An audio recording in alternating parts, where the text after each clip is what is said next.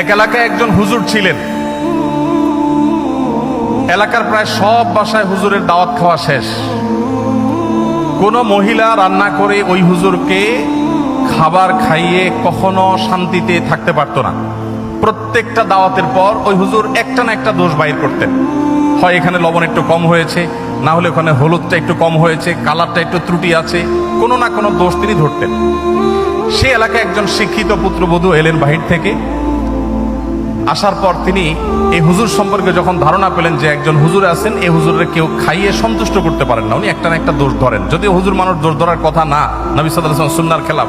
যাই হোক, এটা কতটা বাস্তব ঘটনা তাও জানি না, বাকি গল্প হিসাবে শিক্ষণীয় সেই হিসাবে বলা। তো পরে ওই শিক্ষিত পুত্রবধূ তিনি হুজুরের সমস্ত দোষগুলোর তালিকা করলেন যে উনি কোন কোন দোষ ধরেন সাধারণত। সবগুলোকে নোট করে এমনভাবে একটা রান্না তিনি দিলেন যে রান্নাতে হুজুরের দোষ ধরার কোনো ফাঁক রাখলেন না, সব পারফেক্ট রাখলেন।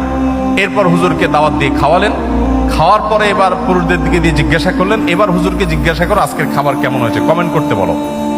এখন বেচারা হুজুর দেখলেন যে আসলে কোনো কমেন্ট করার জায়গা নেই, তো এবার বললেন যে আসলে এত ভালো না, এত ভালো না। তো আমাদের নবী করিম সাল্লাল্লাহু আলাইহি সাল্লাম সাধারণত কখনো খাবারের দোষ ধরতেন না, কারণ মেয়েরা কষ্ট করে রান্না বাড়া করেন।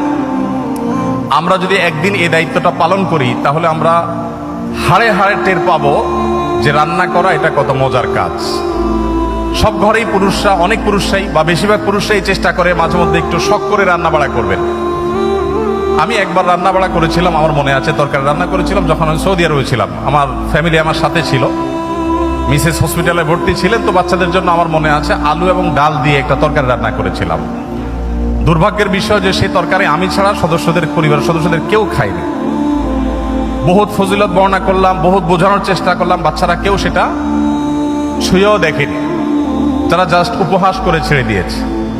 অথচ সে আলু আর ডাল রান্না করতে যে পরিমাণ কষ্ট আমার গেছে, যে পরিমাণ ঘাম আমার ঝরেছে, যে পরিমাণ পেরেশানি আমার হয়েছে, সেটা আমি বলে তাদেরকে বোঝাতে পারতাম না। তো আমরা যারা কথায় কথায় খাবারের দোষ ধরি, আমাদের নবী সাল্লাল্লাহু আলাইহি ওয়াসাল্লামের এই সুন্নাত থেকে শিক্ষা নেওয়া উচিত যে মা বোনদের, আমাদের স্ত্রীদের, মহিলাদের খাবার যদি কখনো পছন্দ হয় আমরা খেলাম, আর অপছন্দ না হলে আমি খেতে চাচ্ছি না, অপারগতা প্রকাশ করলাম, আমরা দোষ ধরবো না।